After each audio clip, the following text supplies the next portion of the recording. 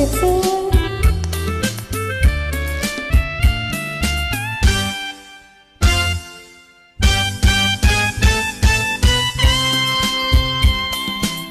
អូអ្នកគ្រូក្រមុំអ្នកគ្រូក្រមុំអ្នកគ្រូក្រមុំខ្ញុំ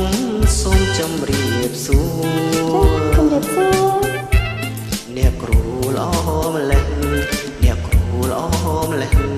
ល្អហើយមានចំណេញពិសេសណាស់អ្នកគ្រូអើយ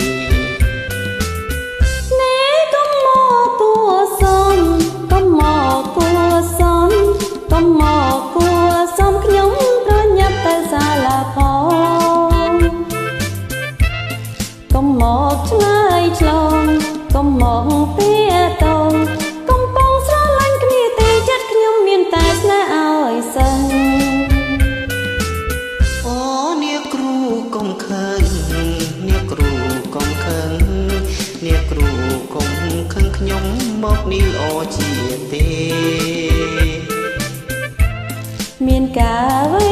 ដែរមានការអ្វីដែរការនោះល្អទេខ្ញុំសូមផ្ញើក្មួយឲ្យរៀនផងអូនចឹងទេ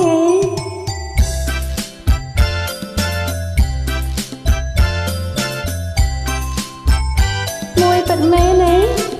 កូនតិចដឹងអេក្មួយប៉ិតមែនណាអត់កុហកទេ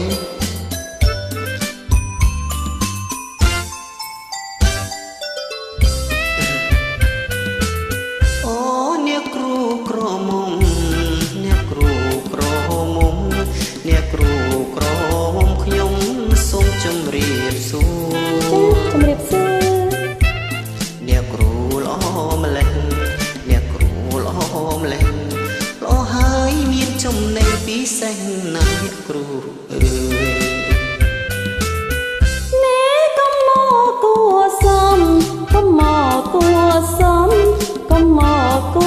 សំខ្ញុំប្រញាប់ទៅសាលាផងកុំមកឆ្លើយឆ្លងកុំមកទាតងកំពុងស្រឡាញ់គ្នាទេចិត្តខ្ញុំមានតែស្នេហ៍ឲ្យសិនអូអ្នកគ្រូកុំខឹងអ្នកគ្រូកុំខឹង